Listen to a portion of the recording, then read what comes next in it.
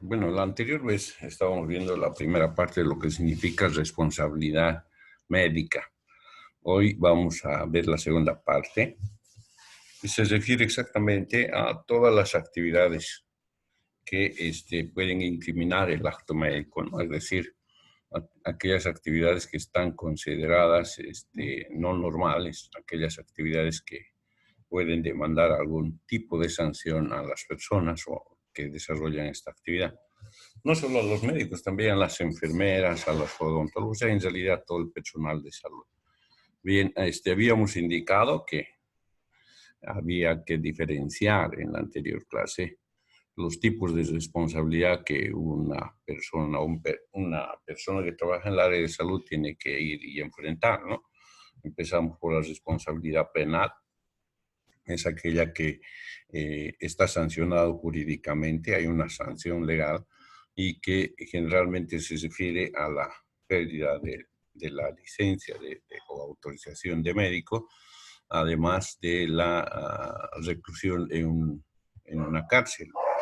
Generalmente son situaciones que se deben a algunos delitos que están tipificados jurídicamente, ¿no? Como el tema de la negligencia médica y todas esas cuestiones que lo vamos a ver a continuación.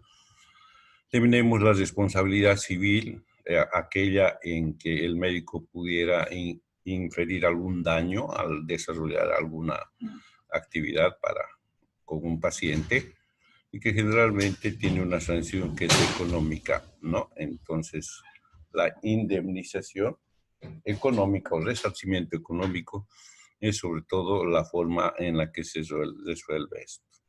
Tenemos la responsabilidad ética, existe un código y ética médica escrita y manejada por el Colegio Médico Profesional, quienes se encargan de sancionar cuando existen inobservancia a las normas que están establecidos en este código y que es esta institución la que se encarga de sancionar. Puede ser la suspensión por un periodo, puede ser sobre todo retirarle la autorización para que pueda ejercer el cargo de médico y todas esas cuestiones.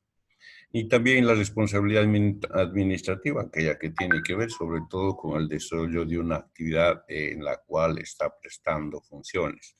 Un médico que incumple con el horario, un médico que no cumple con las normas establecidas en su institución, un médico que va inobservar las normas establecidas, por ejemplo, para el funcionamiento de la institución, entonces esta es la institución que va a hacer sanción, ¿no? Llamada de atención verbal, llamada de atención escrita, sanción económica, hasta llegar inclusive a la exoneración si las fallas son reiterativas. Tenemos también el tema de la responsabilidad moral. Eso es un tema que es la sociedad la que se encarga de sancionar, ¿no? Generalmente son situaciones en las que el médico, por actos que puedan incurrir, sobre todo en la moral, pueda sobre todo perder el prestigio, ¿no? Y el castigo social generalmente es la mala fama o mal prestigio, ¿no? Y eso ocurre cuando alguna persona dice, voy a ir a... No, anda ese médico es malo, que es... Entonces es una situación que ocurre. Pero estas son las principales responsabilidades a las cuales un médico tiene que responder en el desarrollo de sus actividades, al que lo conocemos como acto médico. Cada uno de estos tiene normas establecidas en códigos, en la Constitución Política del Estado, en las normas, en las leyes y en los protocolos que están establecidos para su actividad del mismo, ¿no? Entonces, todos son los que controlan la actividad del médico.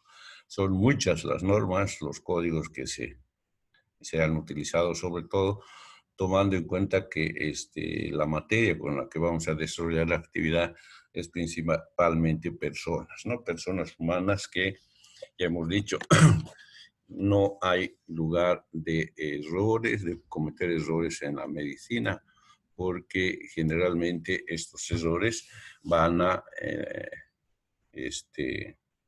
terminar con un resultado que es irreversible, que es la muerte, ¿no? Entonces, por eso es que seguramente tenemos tantas normas establecidas que hay que ir revisando para desarrollar nuestras actividades. Dos tipos de responsabilidad en relación a la objetividad, ¿no?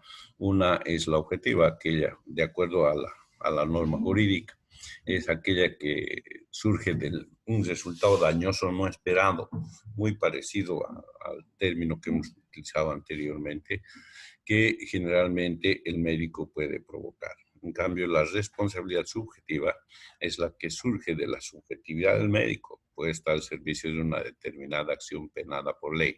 Por ejemplo, abortos, certificados falsos, violación, el secreto profesional, etc.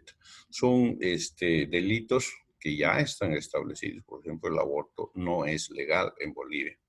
Y las personas que que estén desarrollando este tipo de actividades, entonces están cometiendo un delito que ya está penado por ley y que se correspondería a la responsabilidad subjetiva, correspondería a los niveles correspondientes, la comprobación y la búsqueda de evidencias para inculpar a un médico en este tipo de responsabilidad. Ya entrando al tema de los delitos médicos, tenemos que hablar de la culpa médica, ¿no? La culpa médica que se refiere principalmente a los errores que pueda cometer un médico en el transcurso del acto médico, o sea, de las actividades. Dice, de esta la definición es una infracción o una obligación preexistente fijada por ley o por el contrato. Hay normas establecidas, hemos visto que hay una serie de responsabilidades que hay que cumplir y que para cada una de ellas existen normas establecidas, ¿no? En el caso, por ejemplo, de la responsabilidad moral, existe un manual de funciones donde se anotan todas las situaciones que por el tema de la moral pueden ser sancionadas, ¿no? Por ejemplo, de actos inmorales en un lugar y en un tiempo que no son normales, entonces van a ser sancionados. Se refiere a eso, ¿no? O el desarrollo de actividades que sin observar las normas establecidas se pueden realizar. Por ejemplo, el hecho de realizar una actividad que está por encima de nuestras posibilidades o por encima de las posibilidades del establecimiento en que uno se encuentra.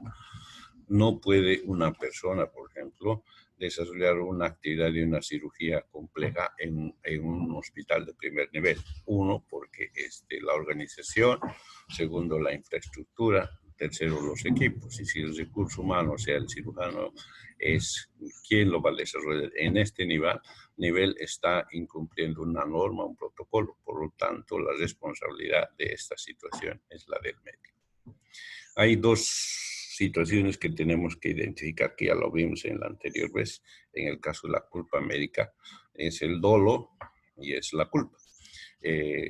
Sobre todo la responsabilidad que recae en los delitos dolosos, que son delitos debido a acciones deliberadas, acciones que conociendo el resultado, el médico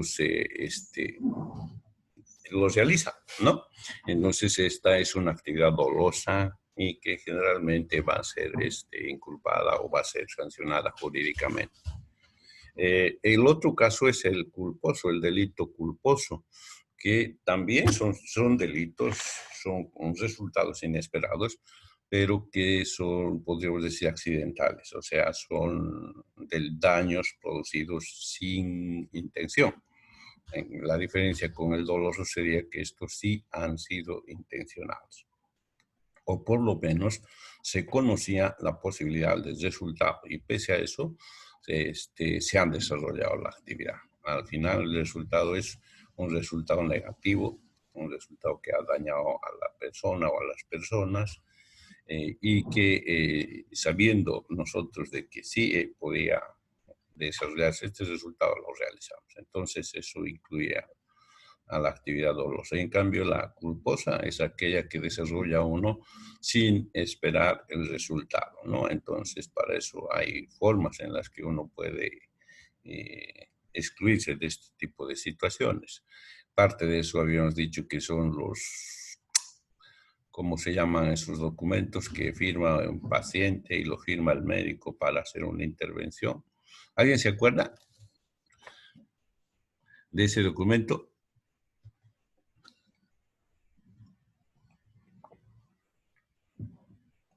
No es el consentimiento informado. Sí, consentimiento informado.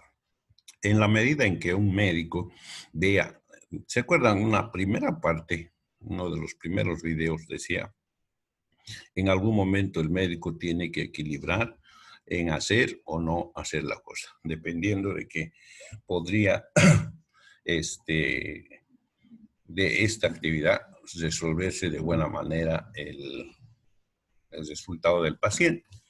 Pero en algunas ocasiones también hay que equilibrar con la posibilidad de una complicación, incluso la muerte.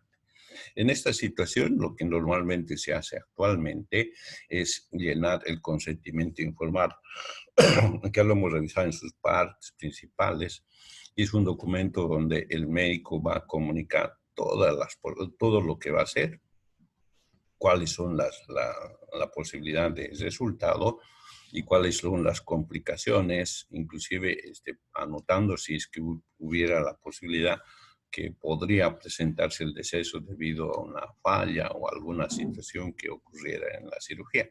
Entonces, estas cosas a veces pueden un poco ayudar a que el tema del delito culposo no sea incluido, digamos, ¿no? Entonces, sí hay algunos. El otro es el caso fortuito, cuando estamos hablando de la culpa médica, en algunos casos en los cuales el resultado es extraordinario, ¿no? Por ejemplo, estemos haciendo una cirugía donde el resultado estaba asegurado, todo estaba muy bien, pero que de alguna manera, por ejemplo, haya un corte eléctrico, ¿no? Un corte eléctrico y que no se pueda reemplazar. Entonces, este tipo de situaciones entra en el tema de caso fortuito. Deberían en todos los establecimientos, como sabemos, tener un sistema de emergencia en el tema de electricidad. Pero si se acuerdan, no hace mucho, hace un año y medio atrás, creo, hubo un corte eléctrico que afectó al hospital japonés y que el hospital japonés no tenía un sistema de energía alternativo. Ahí creo que hubo 1 o 2 fallecimientos debido precisamente a falta de energía eléctrica.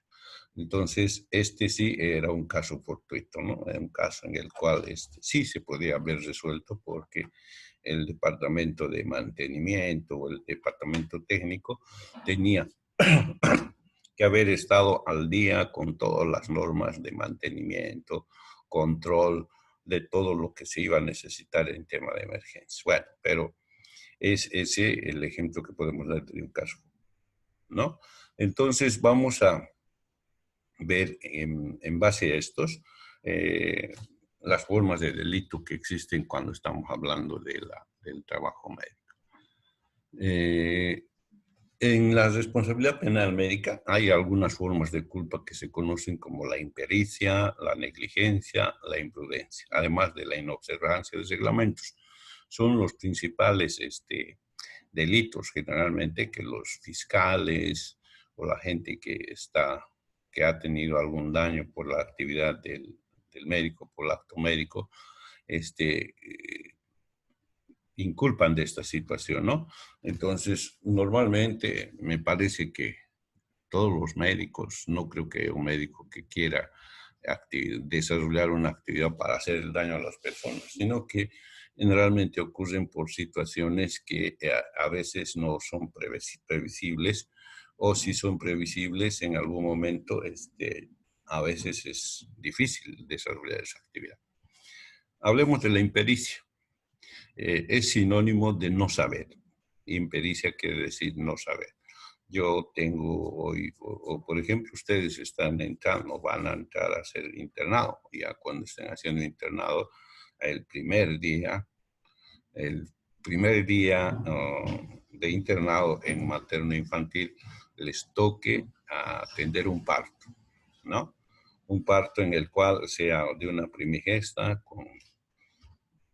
con estrechez pélvica y que además estén solos. Ahora creo que el tema del coronavirus está haciendo que se distinga el personal. Entonces, seguramente, si les va a tocar en eso, van a encontrarse con un parto que nunca lo han visto, nunca lo han hecho, sí saben algo de teoría, pero el problema de no saber significa que no son peritos, o sea, que no conocen ni han tenido la práctica ni han atendido alguna vez.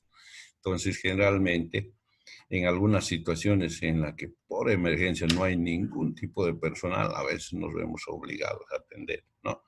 Y si por alguna situación ocurre un resultado no esperado, generalmente se lo califica como impericia. Y si el médico que estaba ahí no sabía por qué tocó, porque no había otra persona, ¿no? Porque no había nadie más que atienda. Eso es lo que ocurre generalmente con personas que ya sean médicos, sean de otro área, y está haciendo un traslado de una mujer embarazada en los últimos momentos, ¿no? Hay atención en la ambulancia, atención en el taxi, atención en la calle y todas esas cosas. Y si por mala suerte hay una complicación en este trabajo y realmente tienes resultados malos, ¿de qué califican? Él no debería haber atendido, no tenía ninguna experiencia. Entonces se refiere a eso, es sinónimo de no saber, ¿no? O falta total o parcial de pericia o sabiduría. Eso quiere decir que es una persona que está en la calle o es el chofer del taxi que no conoce nada, pero obligado por la circunstancia y la distancia, entonces, ¿qué va a hacer? Por lo menos mirar y auxiliar de alguna manera, ¿no? Conocimientos técnicos, experiencia y habilidades en el ejercicio de la medicina que no son los normales. Ustedes cuando estén haciendo internado, bueno, ahora no sé, pero cuando nosotros estuvimos, normalmente nos decían, ustedes a partir de ahora son los responsables de la atención de estos trabajos de parto, si quieren hacer un buen trabajo, un buen ejercicio para el trabajo que van a desarrollar después, pero siempre teníamos un docente, una matrona, así se les llama a las enfermeras, a las licenciadas que han hecho un curso de especialización, sobre todo en el parto de obstetricia, o sea, enfermeras obstetras, quienes podían ayudarnos o dirigirnos en el trabajo. Nosotros, por lo menos, yo por lo menos he tenido esa suerte de contar con una enfermera y muy buena ella, entonces gracias a ella hemos podido aprender a manejar, a resolver los problemas que había en el trabajo de parto, ¿no? ¿Cuántos meses? Son 3 meses por rotación que teníamos y sobre todo teníamos una gran cantidad de pacientes, así que nos daba la oportunidad. Pero antes de eso, el conocimiento que teníamos era teórico. El conocimiento que teníamos era que sí, habían algunos trabajos que se complicaban en el momento del trabajo de parto, a que a última hora se diagnosticaba algunas anomalías que iban a impedir un parto tóxico y todas esas cuestiones, ¿no? Generalmente hay varios tipos de impericia. La impericia de origen. Nunca he atendido un parto. Eso es lo que nos ocurre cuando estamos haciendo internado, ¿no? Pero no he atendido nunca un parto. No, tienes que aprender. Yo me acuerdo en la primera ocasión, por ejemplo, desgarré creo unos 3 o 4 pares de guantes por nervioso, ¿no? Le decía, pucha, pero bueno, son cosas. Impericia del olvido. Yo he aprendido, he visto, no se ha enseñado, pero me he olvidado, lamentablemente. Es otro de las cosas que se califican como impericia, ¿no? Impericia de práctica. Normalmente gente que sabe teoría, como en la mayoría de los casos ahora, sobre todo por la escasez de práctica, la escasez de pacientes y todo eso, puede ocurrir. Yo teóricamente sabía bien, pero lamentablemente sabía que se hacía episiotomía, había que hacer el corte en el momento de la coronación, había que hacer la sutura y todas esas cosas, pero sabía que todo esto solo con lectura. no lo había visto nunca. Entonces, algunas veces surge una dificultad en esta situación. Entonces, también se lo califica como impericia, ¿no? Si del resultado de la impericia resulta algún problema de salud, generalmente es que a estas personas los incriminaban por este tipo de delito, ¿no? También en la impericia podríamos ver algunos ejemplos, los tengo aquí, por ejemplo, impericia y terapéuticas peligrosas.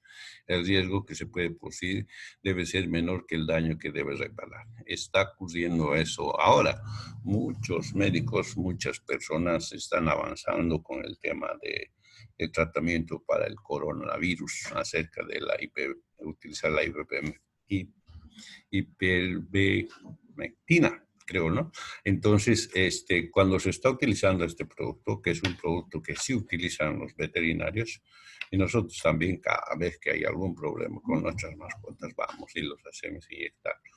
Pero no conocemos la situación que ocurre. Hay muchas personas, muchos médicos que sí dicen han experimentado con el trabajo, pero nosotros hasta no tener la experiencia necesaria tendríamos que abstenernos o demostrar después de que sí hemos visto y se puede utilizar, poder desarrollar. Mientras tanto, es considerado como una impericia.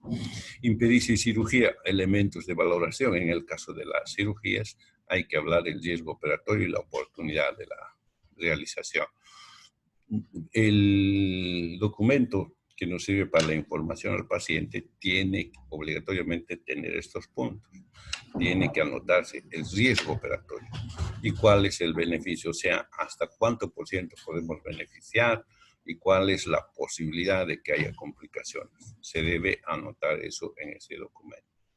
Hay que anotar el diagnóstico operatorio, por qué le estamos operando, ¿no? ¿Qué técnica vamos a usar? Los recaudos previos a la operación, preoperatorio, premedicación y todas las situaciones que tienen que estar anotados para la intervención de este paciente. Los cuidados postoperatorios, una vez que se desarrolla cirugía, cuáles van a ser los cuidados, a la vez que tenemos que solicitar lo necesario para poder desarrollar esta actividad, ¿no? Entonces son puntos en los que uno puede pasar por encima y puede ser calificado como impericia. Lo mismo que en el tema de anestesiología, no hemos utilizado nunca un anestésico que hay ahora y que llegó, no lo vamos a utilizar si no lo hemos todavía practicado por lo menos varias veces bajo supervisión. Si hubiera alguna situación que complique la salud de la persona a la que se está interviniendo en esto, también se considera como una impericia. O impericia también al hacer error diagnóstico. Vamos a hacer una apendicectomía, intervenimos, ingresamos a organismo y vemos que el apéndice está bien. Es también producto o considerado como como un delito que se conoce como impericia, ¿no? Bien, otro delito es la imprudencia, es arriesgar demasiado. Significa que algunas personas ya saben que este señor no mejora nada y soy capaz de utilizar esto. Estamos arriesgando demasiado, estamos entrando en el delito de la imprudencia. Es, como dice aquí, una conducta contraria a la que el buen sentido aconseja. Por eso el médico que dice, ya no puedo hacer nada más, pero soy capaz de usar esto a ver qué resulta. Ya es parte de ese delito que se conoce como imprudencia. Realizar un acto médico con ligereza, sin las adecuadas precauciones. Ahí entra en alguna ocasión cuando hablábamos y algunas personas que están esperando, sobre todo están de turno en obstetricia, por ejemplo, y que llega una persona, llega una familia con su esposa embarazada en trabajo de parto, uno lo mira, o sea, sin revisar siquiera la documentación que tiene. Nosotros sabemos, por ejemplo, que para considerar un parto que pueda salir en forma autóxica mínimamente tiene que tener unos 5 controles prenatales. Esta señora ha tenido un control, es una señora que está gritando, pero que uno mira y dice, no se preocupe, aquí lo sacamos de una patada. algunos médicos, sobre todo los jóvenes, dicen, no, aquí lo vamos a sacar rápido, no se preocupe. Entran, pero al revés, se complica y a veces salen resultados malos. Entonces, eso es un problema o es un delito que se conoce como imprudencia.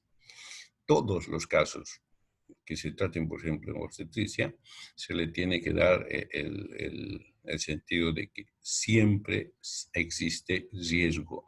No se olviden, si por lo menos dice una persona que va a ser un parto por primera vez, es una persona que va a alterar muchas funciones, es una persona que va a alteración anatómicamente su organismo y es una persona que va a producir un proceso que pueden tener consecuencias graves. Entonces, siempre, aún así sea una mujer para que sea una mujer con un físico regular o bueno, entonces siempre hay que darle la parte de indicar, vamos a tratar de hacer todo lo posible, ¿no?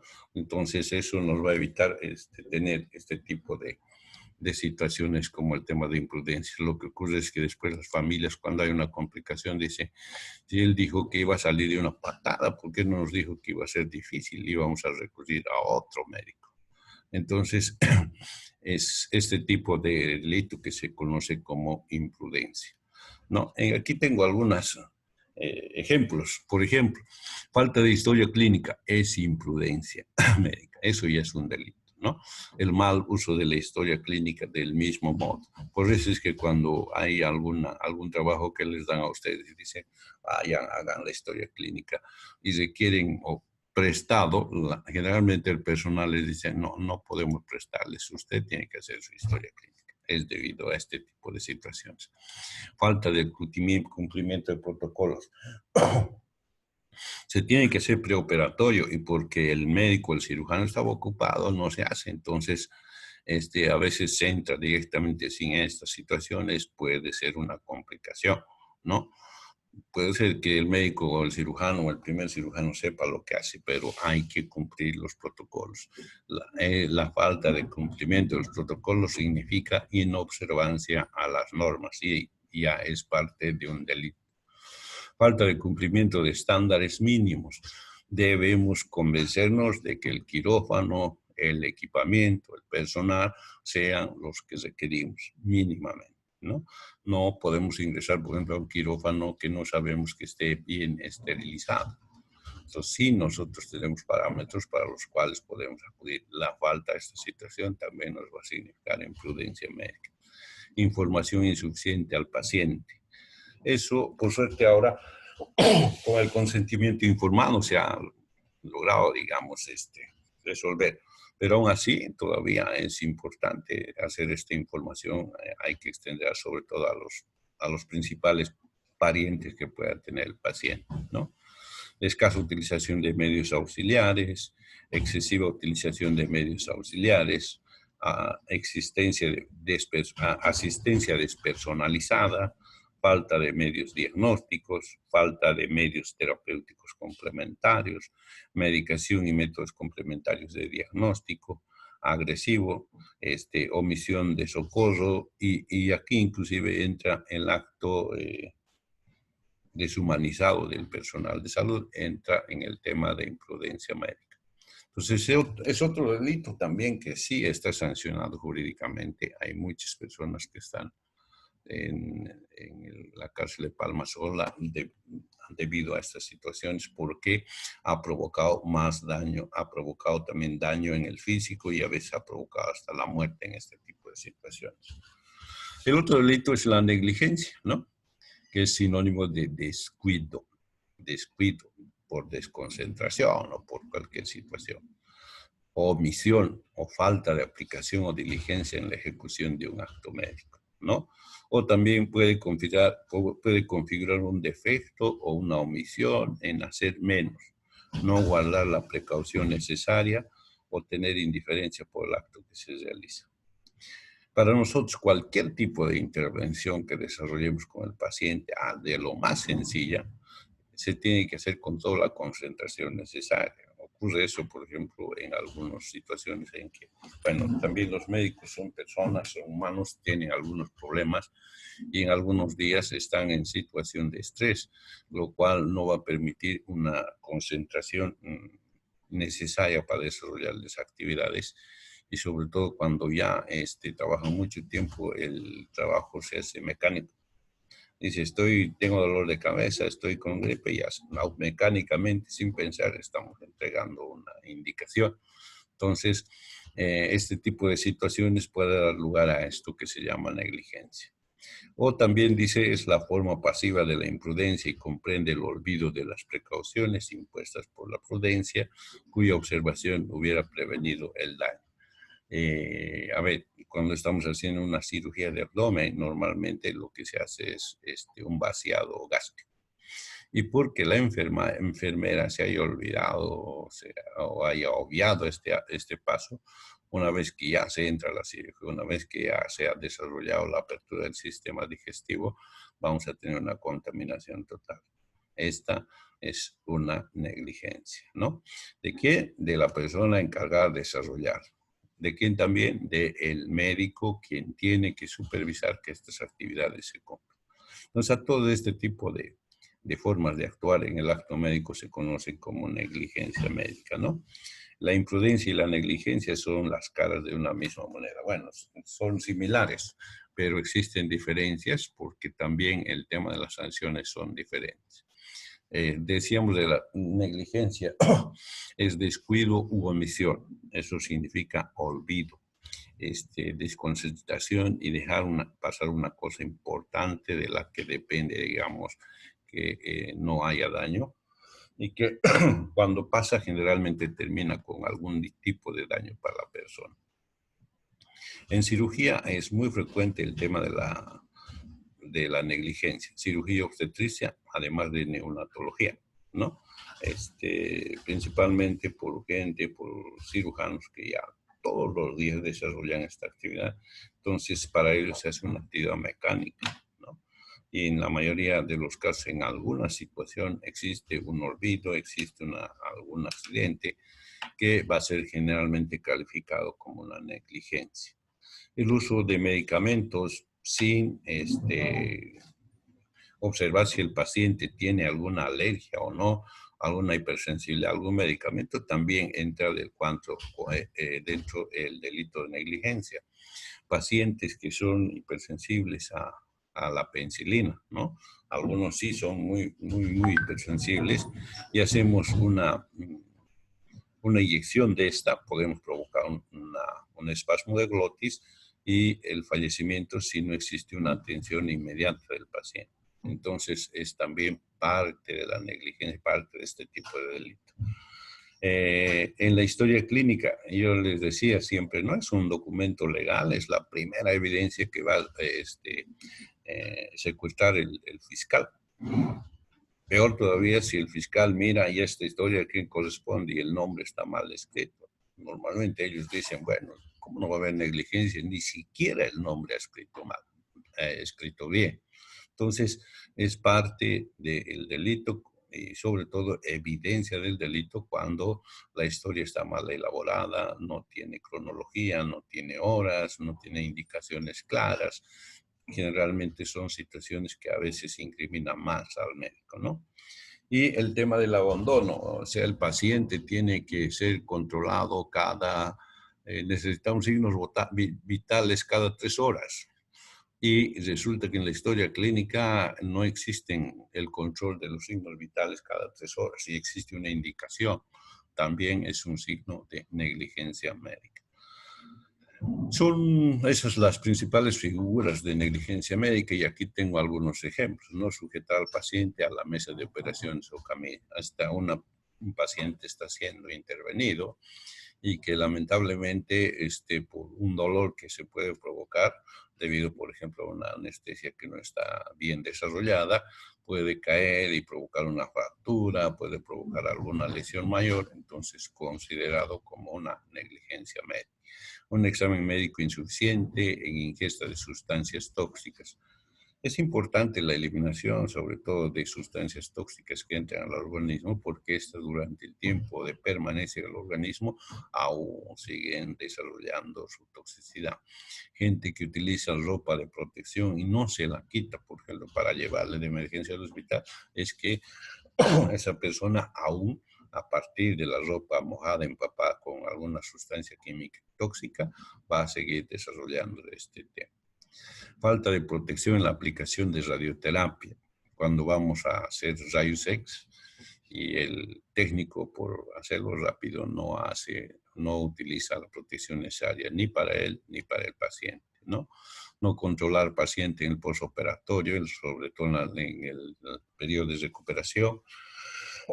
No advertir efectos colaterales en un determinado tratamiento, no ordenar la biopsia ante una sospecha de cáncer, negarse a atender a un paciente en caso de emergencia, no dejar constancia escrita sobre autorizaciones, alergias entre consultas, exámenes. Es muy frecuente este tipo de figura, ¿no? Dice el médico, a ver, vamos a utilizar en este niño que está con una fiebre tan alta, vamos a usar un cc de un antitérmico.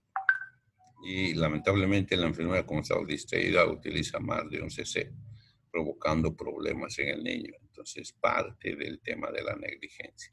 Pero en este caso, si no hay una indicación escrita que evidencia de que la indicación ha sido correcta, generalmente el problema es para ambos, ¿no? La enfermera puede decir, no, a mí me ha dicho eso. ¿Y dónde está? ¿Cuál es la evidencia? Hay un documento que se llama recetario por escrito, donde está el nombre